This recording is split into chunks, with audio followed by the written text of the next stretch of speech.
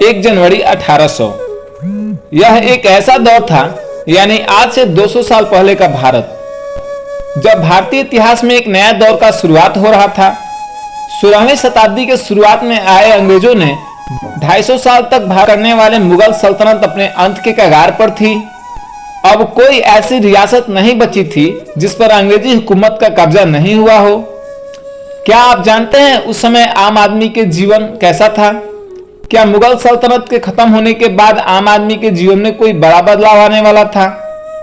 आइए जानते हैं 1800 के उस अनजाने अनकहे दौर के बारे में। अफगानिस्तान से म्यांमार तक फैले भारत दुनिया के कुछ संपन्न देशों में से एक था। इतना संपन्न होने के बाद भी दुनिया में नए नए टेक्नोलॉजी का आविष्कार हो रहा था। वहीं भारत में टेक्नोलॉजी ना के बराबर थी। उस समय भारत में रहने वाले लोगों के जीवन, कपड़े, भोजन सभी साधारण थे। उस दौर में लोगों के पास सीमेंट और पक्के के मकान नहीं थे, बल्कि ज्यादातर मकान लकड़ी, घास फूस से बने झोपड़ी में लोग रहते थे। बात उस समय के आबादी की करें तो उस समय भारत की आबादी केवल 16 करोड़ थी। उस समय रोजगार का मुख्य साधन खेती और पशुपालन था। उस समय भारत में अधिकतम खेती नील, कपास और अफीम की होती थी। खेती किसानी के अलावा उस समय कुछ लोग शहर में जाकर मिलों में मजदूरी करते थे। आय के साधन इतने कम थे और जमींदारों का इतना प्रभाव था कि लोग दिन भर मेहनत करने के बाद भी सिर्फ 2 वक्त की रोटी जितना ही कमा पाते थे। उस समय आज के समय जैसा मनोरंजन का साधन नहीं था। लोग खेती किसानी मेहनत मजदूरी करने के बाद घर आते तो मनोरंजन के लिए भजन और कीर्तन करते थे।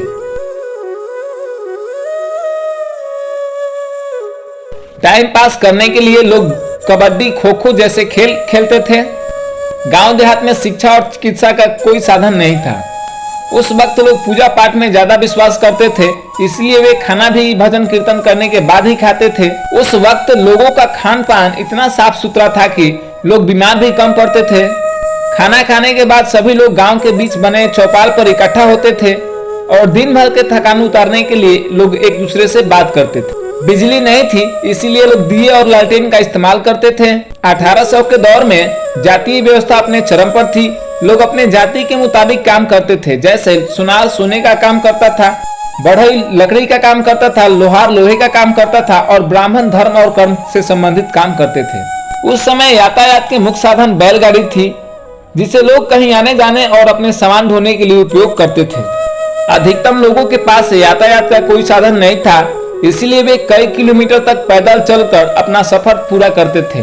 1804 में ट्रेन का आविष्कार हो चुका था, लेकिन भारत में ये 1853 में आई। आज भारत में पोल्यूशन एक बड़ी समस्या है, वहीं उस समय पोल्यूशन का नामो निशान नहीं था। हवा भी साफ थी और चारों ओर जंगल ही जंगल थे।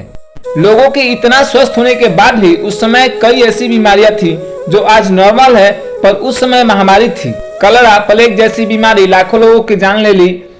18वीं शताब्दी में भारत की अधिकतम जनसंख्या गांव में निवास करती थी, शहर बहुत कम थे। अंग्रेजों के आने के बाद भारतीय कपड़े मशीनों से बनने लगे, जिससे मजदूर और वक्त दोनों की बचत होने लगी। उस समय किसानों को बाढ़ और सूखा जैसे समस्याओं को झेलना पड़ता था। अंग्रेज लगान तो समय पर ले लेते थे, पर मुसीबत के समय कुछ मदद नहीं करते थे।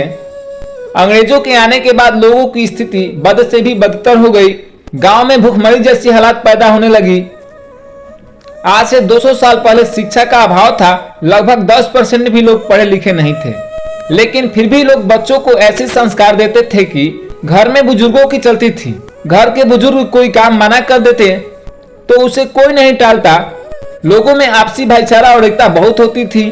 उस समय लोगों के पास पैसा, धन दौलत कम थे, लेकिन नफरत, घृणा, घमंड नहीं था। लोगों के पास धन कम था, लेकिन मदद के लिए हमेशा एक दूसरे के साथ खड़े होते थे।